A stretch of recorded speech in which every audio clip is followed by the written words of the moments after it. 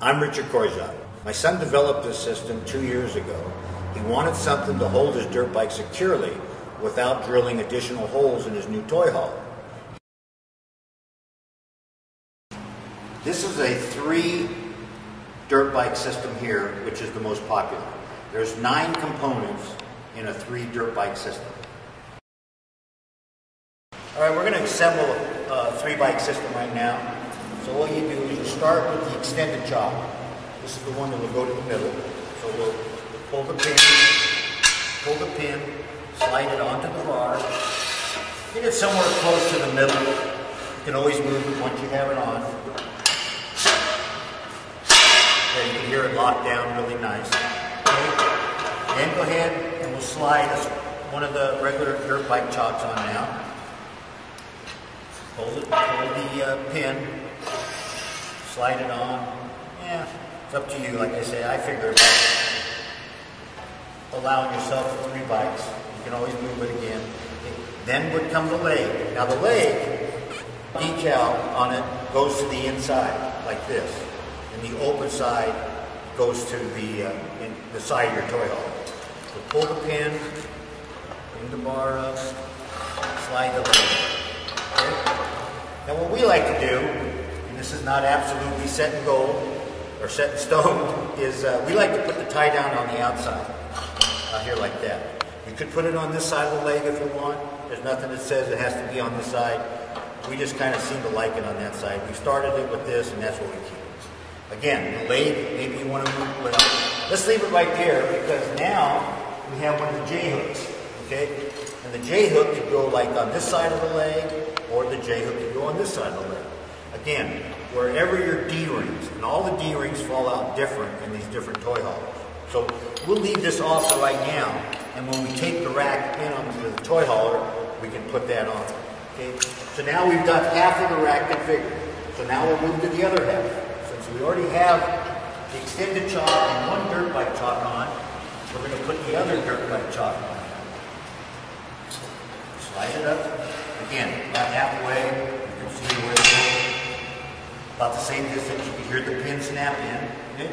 Bring in the leg, hold the pin. Very, very simple. Slide the leg up to it, and it locks down. Okay, now you've got the rack there. Bring your last tie down on, and again, we slide it to the end like that. And now you've got your J-hook, and we'll put that in when we get to the trailer. These are a few of the accessory chocks that we make, other ones. This is what we call our sport bike chock. The difference in here is this is 3 inches and spreads to 6 inches. The dirt bike chock spreads from 2 inches to 5 inches. And that's a sport bike chock. They all have the adjustable pin on them. This is the adjustable pin. You pull it, it's very, very heavy duty, spring loaded, drops right back in the hole in the rack. And that's what makes it so configurable. You move it wherever you want.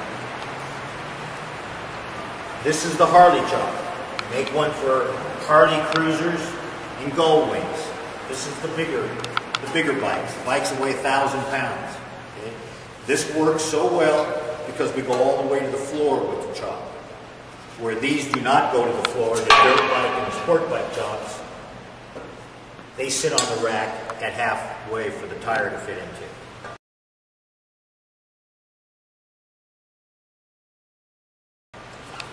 We came up with this one a while back for the toy hauler owner that has enough room in his toy hauler to load the rack from both sides, especially a 95 inch. You could carry 8 bikes if you wanted to.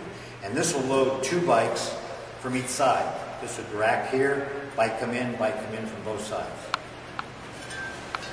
Okay. This last one is a sport bike chock. It's an extended sport bike chock.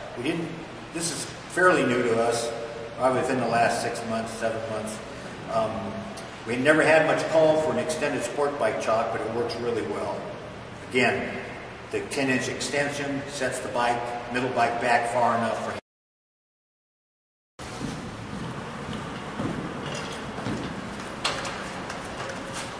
Set it down over the J-hook. I'm setting the rack down.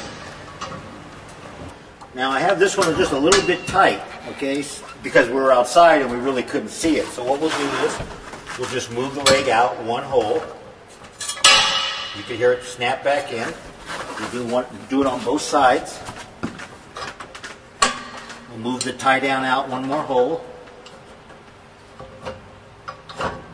Like that. Okay, the J-hook, the tie down's there. And now, you try to get the equal distance on both sides is the idea. Okay, like that. Perfect. Okay, now what we'll do is we'll put the J-hooks in. Put the J-hooks in, very simple. You'll unscrew the rubber knob.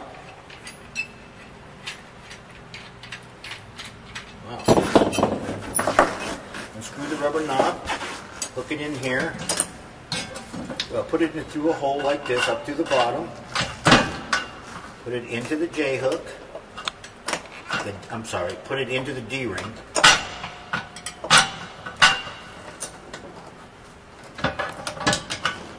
Like that, okay? Put the square washer over it. Put the lock washer over it.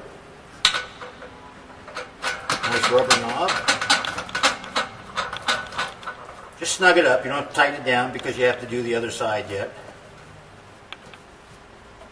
Good. Take the other J-hook. Do the same thing on this side.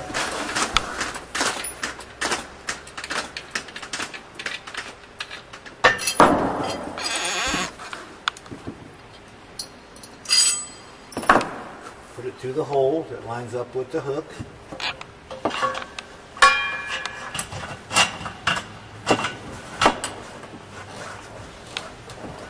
This, okay, the J-hook now is into the D-ring, you can see it here. Okay, hold it up, bring your square washer over the top, the lock washer, and then the rubber coated knob. Bring it down, and now you can tighten them up. Now you can tighten them good if you want, and it's not going anywhere.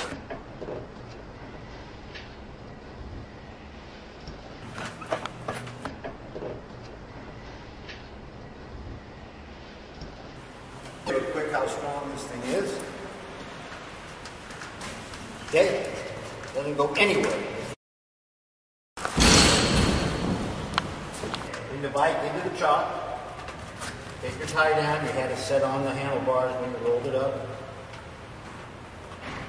Take it off. Hook it onto one of the loops. This one will hook onto the loop of the extended chop. Take your other side. Bring it down, hook it to your existing tie down that you put on the end of your rack. Pull one tie down tight, reach over, pull the other one tight, and the bike is not going anywhere.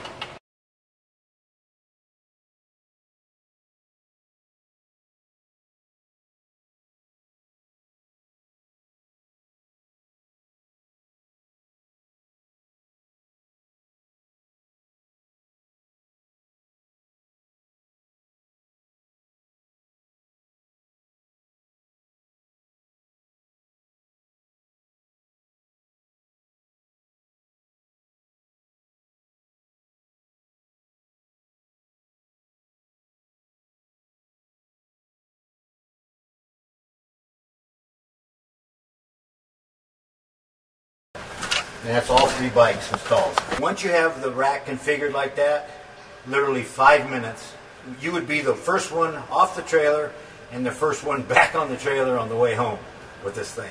That's how good it is. For more information, go to our website,